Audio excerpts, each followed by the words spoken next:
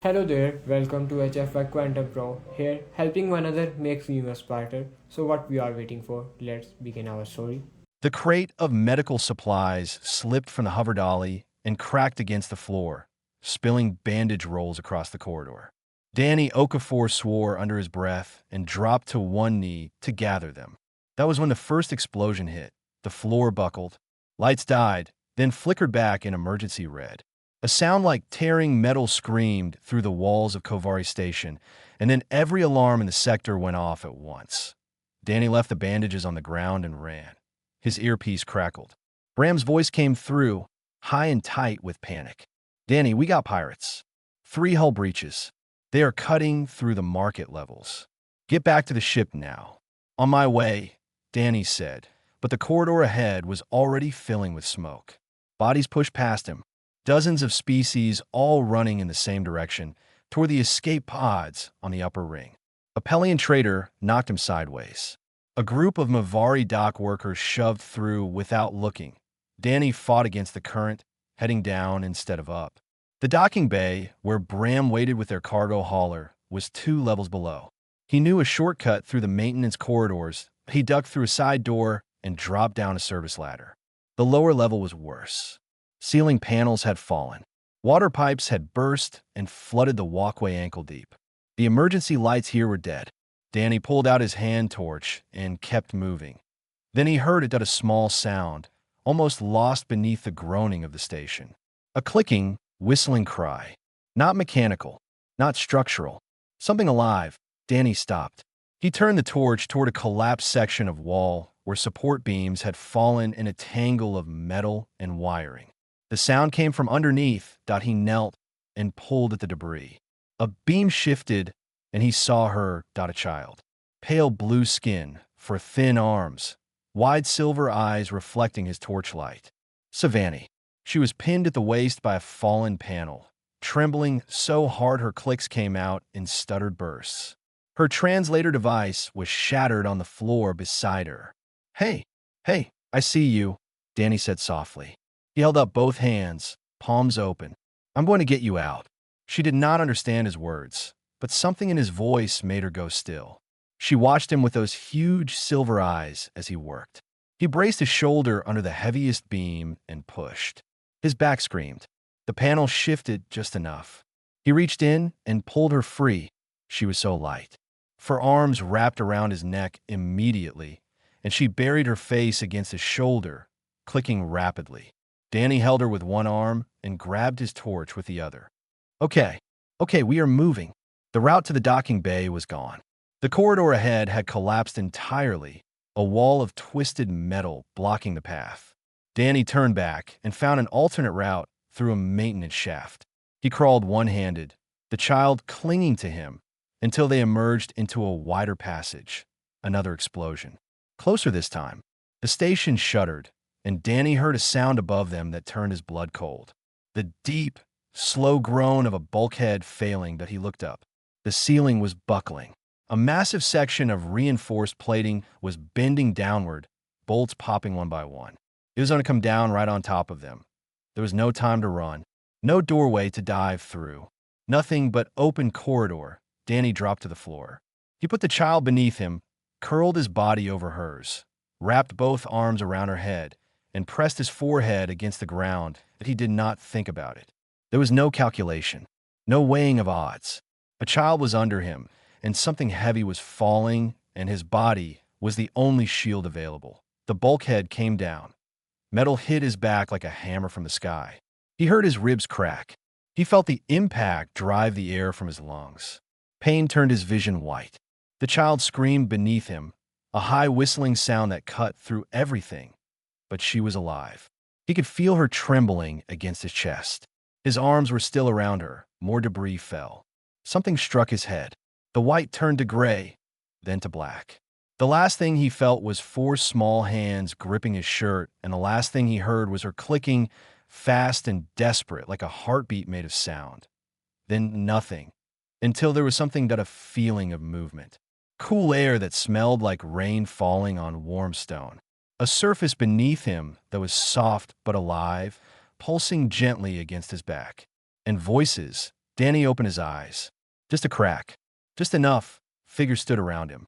Tall, armored, glowing faintly in colors he had no names for. They were enormous, each one different, each one radiating a presence that pressed against his chest like gravity. He had never seen beings like these. He did not think anyone had point one of them spoke. The voice was deep and vast, like the sound of continents grinding together somewhere far below the earth. He did not hesitate. Another voice, sharper. He is human. A pause. Then the first voice again, slower now, almost reverent. Yes, he is. Danny's eyes closed. The child was still warm against his chest. Wherever he was, she was with him. That was enough. The darkness took him again, but this time it was gentle. The walls were breathing. That was the first thing Danny noticed when he woke fully. Not breathing like wine through a crack. Breathing like lungs. The surface beside him expanded and contracted in a slow rhythm, warm to the touch, and faintly golden in color. The floor beneath him did the same. He was lying inside something alive. He sat up and immediately regretted it. Pain flared across his ribs, sharp and deep. He looked down. His torso was wrapped in something organic, a material that hugged his body like a second skin and hummed with a low vibration. Whatever it was holding his broken ribs in place. Riley was beside him. The Savannah child was curled into a tight ball, all four arms tucked beneath her, sleeping soundly on the warm floor. Not a scratch on her. Danny let out a long breath and sat still, just watching her breathe. That a door opened. Not a mechanical door. A section of the wall simply parted, peeling back like skin over muscle, and a figure stepped through. He was tall. Insectoid. 6 limbs, 2 used for walking, for held close to a narrow torso. His body was covered in living armor that shifted between dark green and gray. His eyes were multifaceted, cold, and fixed on Danny with clear suspicion. "You are awake," the figure said. His voice came through a translator embedded in his armor, flat and precise. "Iamzon, you are in the HFY sanctum." Danny stared at him. "The what?" "The HFY sanctum. A place most species in the galaxy believe does not exist." Danny looked at the breathing walls, the pulsing floor, the golden light that seemed to come from everywhere and nowhere. "How did I get here?"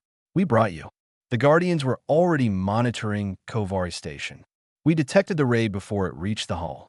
We arrived to extract survivors of interest." Zone paused. "You were of interest." "What?" Son did not answer. He turned toward the door. "Follow me. She wishes to see you." Danny looked at Riley. "The child stays with me. She is safe here. She stays with me." Son studied him for a long moment, then gave a single nod. Danny gently woke Riley.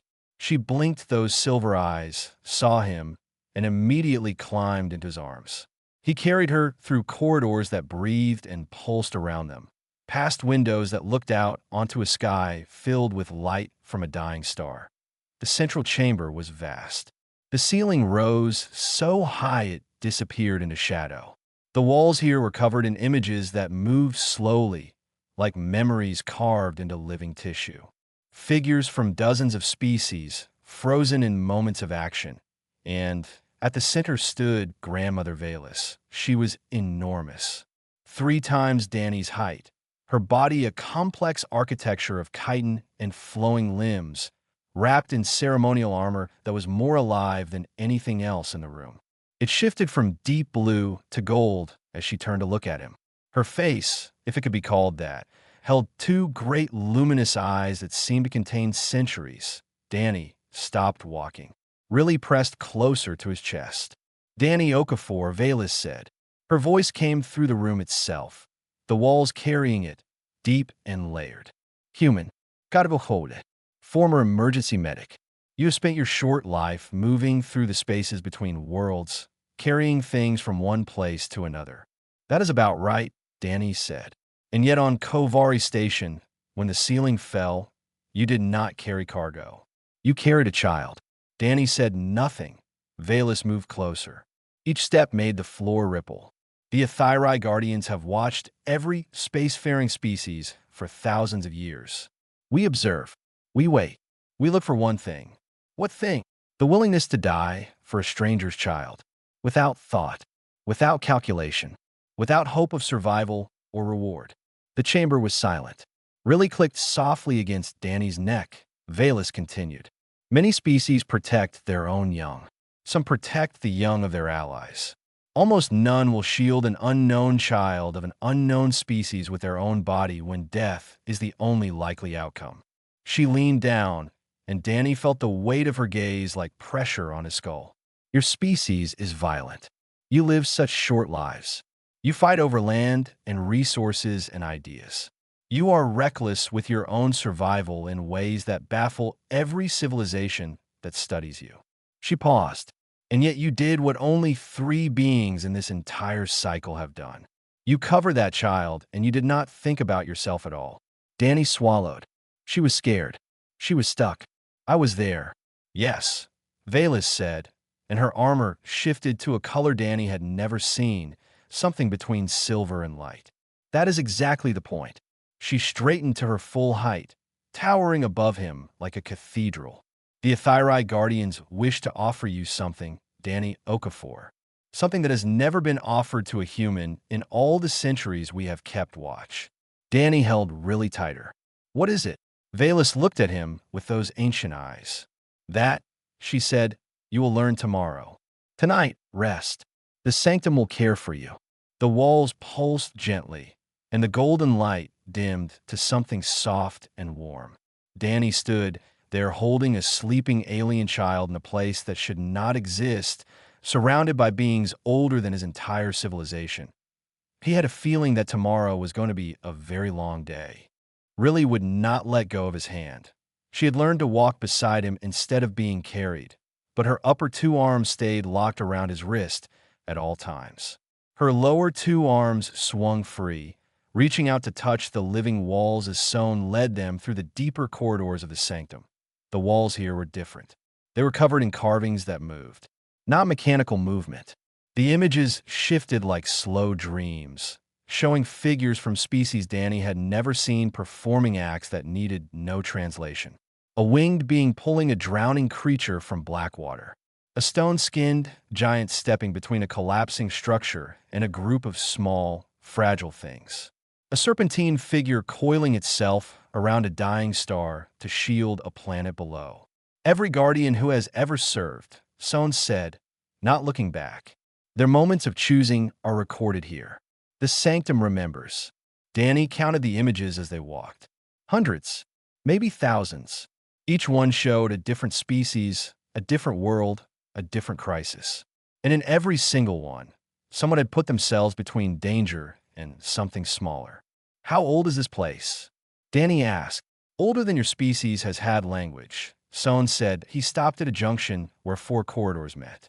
He turned to face Danny, and his multifaceted eyes were hard. I will be honest with you, human. I do not believe you belong here. Danny waited. Humans are known across settled space. You are survivors, fighters, colonizers. You spread fast and you break things. You fight wars over ideas that other species settled peacefully thousands of years ago. Sohn's armor shifted to a dark, angry red. You are not protectors. You are chaos wrapped in skin. Okay, Danny said. Sohn blinked. He had clearly expected an argument. Okay, you have your opinion. I'm not going to fight you over it. But I would like to know if Riley has eaten today. She has not had anything since the station, and Savannah children need to eat every 6 hours or their blood sugar drops. Sohn stared at him for a long moment. Then he turned and walked without another word. Food was brought. Riley ate with all 4 hands, clicking happily, and Danny felt something in his chest unclench for the first time since the station. That afternoon, they brought him to the trial of intent. The chamber was round and empty. The walls here were not golden but white, and they pulsed faster than the rest of the sanctum, like a heart beating with anticipation. Valus was there, standing at the edge of the room. Sohn stood beside her. The sanctum must verify what it observed, Valus said. Your act on the station was seen, but intent is not always visible from the outside. The trial will look within you. It will read your memories and your emotions. It will determine if your sacrifice was genuine. And if it was not, Danny asked, Then you will be returned to your life with our thanks and no memory of this place." Danny nodded. "What do I do?" "Stand in the center. Be still. Do not resist." He walked to the middle of the room. "Really try to follow." Sohn gently held her back, and she clicked in protest but stayed. The walls moved. They did not close in. They reached. Tendrils of white light extended from every surface and touched Danny's skin, his temples, his chest, his hands. He felt warmth. Then he felt exposure, like every layer he had ever built around himself was being peeled back. Memories rose. The colony world of Bantari, where a chemical plant had exploded. Danny, 23 years old, crawling through toxic smoke to reach survivors. Holding a woman's hand for 6 hours while they waited for rescue that almost did not come. A frontier mining world. A shaft collapse. Danny going in when everyone else was going out, pulling 2 workers free by their harness straps. A docking station in the mid-rim. An alien dock worker, sick with a disease Danny could not pronounce, lying alone in a cargo bay because his species was not popular enough for anyone to care. Danny sitting with him through the night, bringing water, talking even though neither understood the other's language. The sanctum showed these moments, and the walls glowed brighter with each one, but then it showed the rest. The time Danny had walked past a fight in a station corridor because he was tired and did not want trouble. The time he had chosen a better-paying job over one that would have helped more people. The time he had been afraid, truly afraid, and had stayed in his ship instead of going outside. He felt shame rise in his throat. The walls did not judge. They simply observed. The trial lasted what felt like hours. When it ended, the light withdrew, and Danny stood in the center of the room, breathing hard, feeling more exposed than he had ever felt in his life. Velis was watching him. Sohn was watching him, and really had broken free from Sohn's hold at some point during the trial. She was standing right at Danny's feet, all 4 arms wrapped around his leg, clicking fiercely at the walls as if scolding them for hurting him. Danny reached down and put his hand on her head. She quieted. Velis spoke. "The sanctum has seen you, Danny Okafor. All of you. Not just the moments of courage, but the moments of failure. Not just the selflessness, but the selfishness." She paused. It does not seek perfection. It seeks pattern. Her armor shifted to gold. The sanctum has rendered its verdict. Danny looked at Sohn. The Guardian's armor had changed color too. Not to anger or suspicion, but to something Danny had not seen on him before. IT was pale, quiet, and still that IT looked like surprise. Nobody told him what the verdict was. Not right away.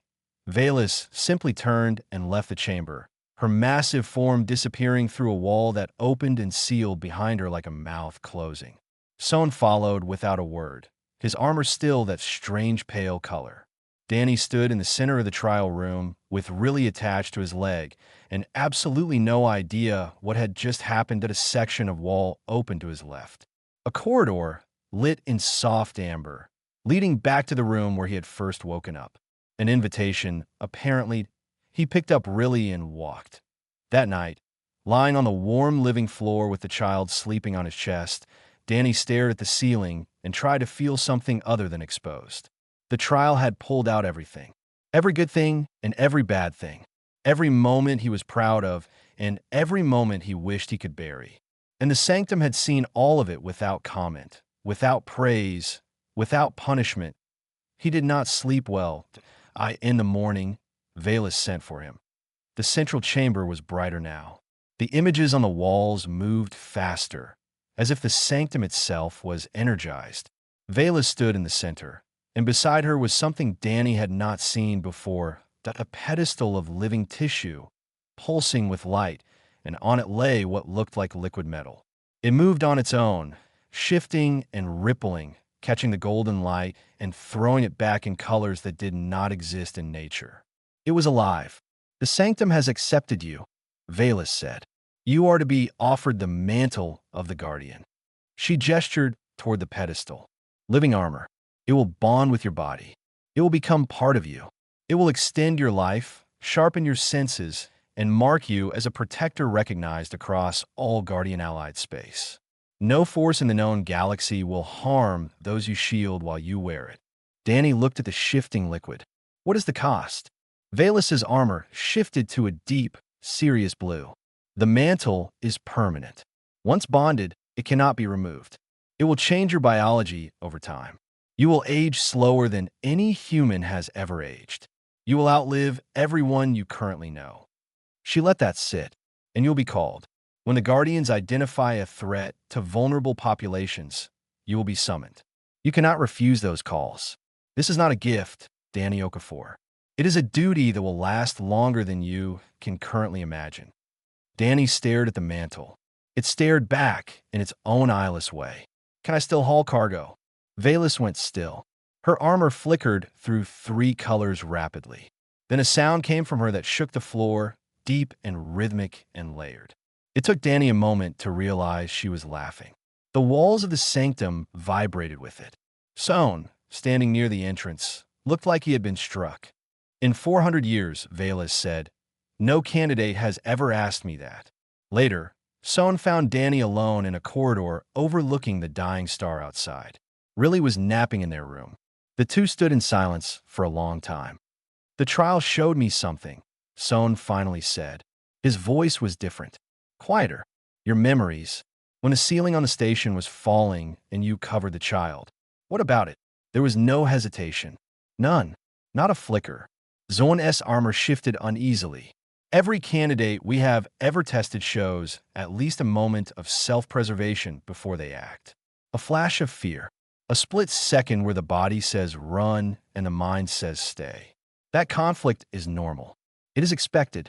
The sanctum measures the size of that gap. He turned to look at Danny directly. You had no gap. Your body moved before any part of you considered not moving. The sanctum could not find a single moment where you thought about yourself. Danny leaned against the wall. I saw a kid trapped under rubble. I did not think. I just moved. Yes, Sohn said. That is what frightens me about humans. Frightens you? Your species does not calculate sacrifice. You simply do it, as if protecting the small and the weak is written into your bones so deeply that your conscious mind never even gets a chance to argue. Sohn's armor went pale again. That is either the most noble thing in the galaxy or the most dangerous. Danny considered this. Maybe both. Sohn almost laughed. Almost. That evening, Danny got through to Bram on a comm relay. The connection was scratchy and kept cutting out, but Bram's voice was the most human thing Danny had heard in days. You are where? Bram shouted. I cannot fully explain it. I am in a place that does not officially exist, surrounded by ancient warrior protectors, and they want to give me magic armor. Silence. Then, so you're telling me you got recruited by a myth? Basically, can I at least visit? I will ask. More silence. Then Bram said very seriously, Danny, are you okay? Danny looked down the corridor to where their room was. Through the open doorway, he could see Riley sleeping, all 4 arms curled around a pillow-like growth the sanctum had made for her. Yeah, he said. I think I am. The next morning, Riley was sitting on the floor outside their room, trying to stack small objects the sanctum had grown for her. When Danny came out, she looked up. Her silver eyes caught the light. She opened her mouth and made a sound that was not clicking, not whistling. Safe, she said. One word. Human word. Tiny voice. Danny knelt beside her. His eyes burned. He pulled her close, and she wrapped all 4 arms around him and clicked softly against his shoulder. He had made his decision before she spoke. But hearing that word made it real that he would accept the mantle. But he had a condition. 47 guardians stood in the great assembly hall, and every single one of them was looking at Danny. They came from 31 species. Some were taller than buildings.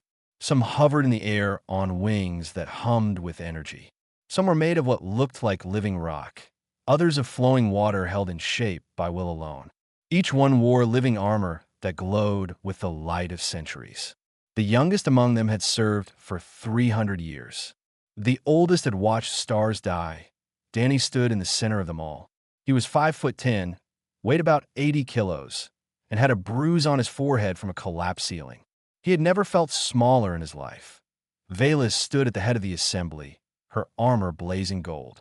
Danny Okafor, you have passed the trial of intent. The sanctum has accepted you. Before the mantle is offered, you may speak. Danny cleared his throat. I will accept the mantle. A ripple of movement through the assembly. Armor colors shifted. Some brightened, some darkened. But I have a condition. The movement stopped. 47 ancient protectors went very still. The child. Really? She is Savani. She has no family. Her parents were killed in the raid on Kovari Station. There is no species representative for the Savani on any nearby station. She has nowhere to go. He looked around the room. Every alien face was unreadable, but he spoke anyway. She stays with me. Here, under my care. Silence. Then voices that a guardian made of crystalline structures spoke first. The sanctum is not a nursery. We are an order of protectors. Children have no place in our halls. A massive four-armed being beside him agreed. The mantle is a sacred responsibility. It cannot be divided with the duties of raising a child. Others murmured. Colors shifted through the room like an argument painted in light. Valus raised one great limb, and the hall went quiet. She looked down at Danny from her full height. Why does this matter more to you than the honor being offered? Danny did not hesitate. Because the honor means nothing if I walk away from the reason I earned it. The hall was silent. I shielded Riley because she needed protection. She still needs it. Nothing has changed except the size of the room. He looked at the assembly, at beings who had spent centuries guarding the vulnerable across the galaxy.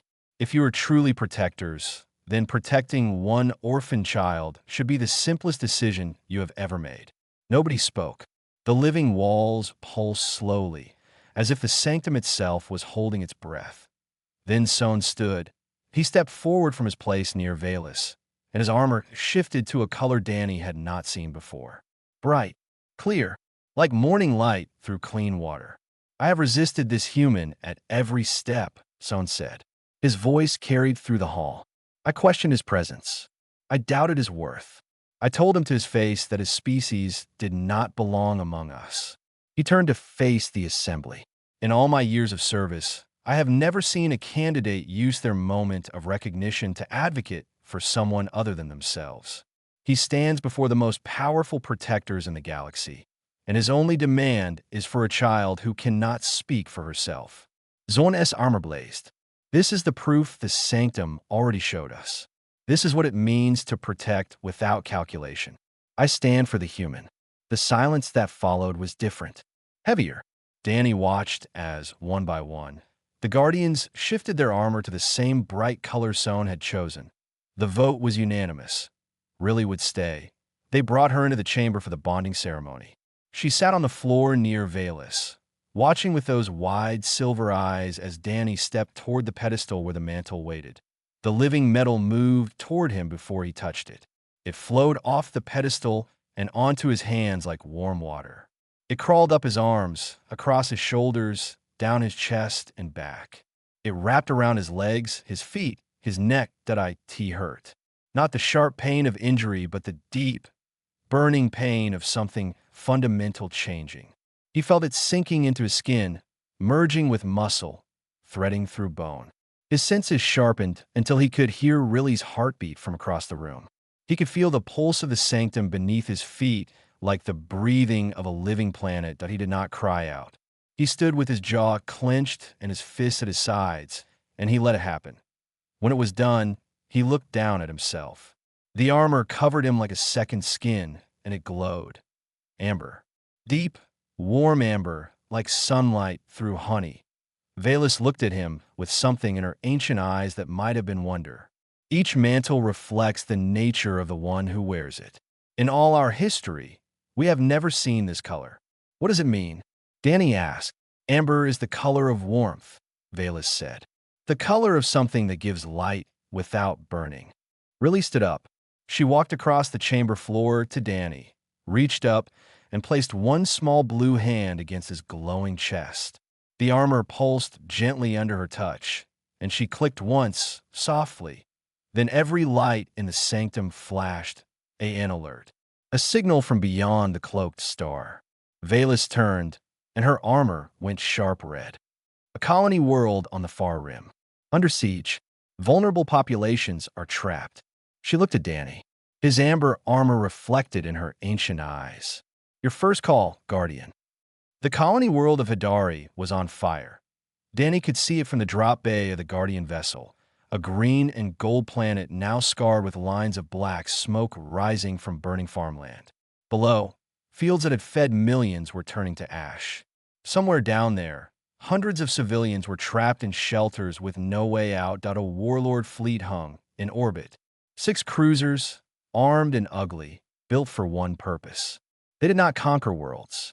They starved them, burn the crops, destroy the food stores, and wait until the population surrendered or died. They had done it to 4 other colony worlds already. Danny stood in the drop bay alongside Sohn and 6 other Guardians. His amber armor hummed against his skin. Through his enhanced senses, he could hear the heartbeat of every being on the ship.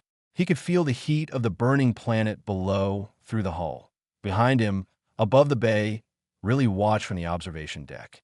All 4 hands pressed flat against the glass. She had not clicked once since the alert sounded. She just watched. Bram's voice crackled through the comm. He was flying Danny's old cargo hauler in formation with the Guardian fleet, loaded with emergency supplies. His voice was tight but steady. I have visual on the surface. They hit the main settlement hard. Fires everywhere. I count at least 3 shelters intact, but the warlord ground troops are moving toward them. Sohn looked at Danny. Ready. Danny took a breath. The mantle tightened around him, responding to his heartbeat, his intent, his fear, and his determination to move despite that fear. Ready. The bay doors opened and the Guardians dropped. Falling through atmosphere in living armor was not like anything Danny could have prepared for. The mantle absorbed the heat, the friction, the pressure. He could see everything. The burning fields, the warlord ground vehicles, the shelters sealed tight, surrounded by troops trying to cut through the doors. They hit the ground like thunder. The other Guardians spread across the settlement, each one a force that could stop an army. Sohn took the western perimeter, his armor blazing dark green, moving through enemy troops like a blade through smoke. The crystalline Guardians shielded an entire district with a barrier of light. The 4-armed giant physically lifted a burning building off a group of trapped farmers. Danny ran toward the central shelter. The largest one, the one with the most people inside and the most troops outside. Warlord soldiers saw him coming. They opened fire. Energy bolts hit his armor and scattered like sparks off stone. The mantle absorbed every impact, turning the energy into warmth that he could feel, but that could not hurt him. He did not slow down. He reached the shelter doors. A squad of warlord troops stood between him and the entrance, weapons raised. Danny did not draw a weapon. He did not have one. He simply walked forward, and with each step, his amber armor glowed brighter. The soldiers fired. The bolts hit him and died. He kept walking. They broke, turned and ran. The amber light was too steady, too calm, too certain. There was nothing in their training that prepared them for a man who walked through gunfire like it was rain. Danny reached the shelter door and pressed his hand against it. The mantle interfaced with a locking mechanism and the door opened. Inside, hundreds of alien civilians were packed together. Families, children, for different species, huddled in the dark, waiting for the end. The air smelled like fear and sweat and the smoke that had leaked through the ventilation. They saw the armor first. Glowing amber in the darkness. Alien, strange, terrifying. Danny opened his visor so they could see his face. Brown skin, brown eyes, a human face, tired and bruised and completely calm. "I'm here to get you out," he said. Nobody moved. They did not know what he was. They did not know what a Guardian meant. All they knew was that their world was burning and a stranger stood in their doorway, wearing living light. Then a child moved. Not Savannah, not human. A species Danny had never seen before. Small, covered in soft gray fur, with 3 round eyes that blinked up at him. The child walked across the shelter floor, reached up, and grabbed Danny's hand. Something broke open in the room. A mother followed, carrying an infant. Then a father with 2 children under his arms. Then everyone, streaming through the door, following the amber light. Danny led them through the burning settlement.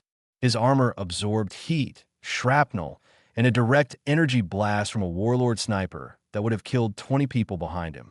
He did not slow down. He did not look back. He just kept walking, and they followed.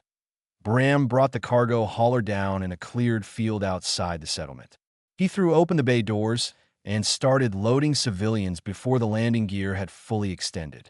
Come on, move, he shouted, waving people in with both hands. The evacuation took 40 minutes. By the time the last civilian was aboard, Guardian reinforcements had arrived. The warlord fleet, facing an enemy they had never believed existed, turned and ran. That night, on the Guardian vessel, Valus found Danny standing alone in a corridor, looking out at the stars. His armor still glowed, softer now, pulsing with his heartbeat. Stories will spread, Valus said, not of the Guardians as a myth, but of the human who joined them. For the first time, other species will look at humanity and see more than survivors, more than fighters, more than chaos. What will they see? Danny asked. What the Sanctum saw. What really saw. What a shelter full of strangers saw when you opened your visor. Valus's armor shifted to warm gold. They will see someone who walks through fire for people he has never met. Danny said nothing for a long time. Then he nodded and walked back to the observation deck. Riley was there, sitting by the glass, waiting for him. When he sat down beside her, she leaned against his side. His amber armor dimmed to a gentle glow, warm enough to keep her comfortable. She was learning more words every day. She looked up at him and said, Danny, home. He put his arm around her. Her small blue hands gripped his sleeve. Yeah, kid. Home.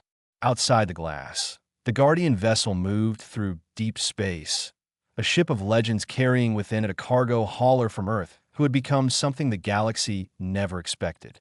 The stars stretched in every direction, endless and cold and impossibly vast. And somewhere among them, a small amber light glowed steadily beside a pale blue 1.2 points of warmth in the dark, moving forward together.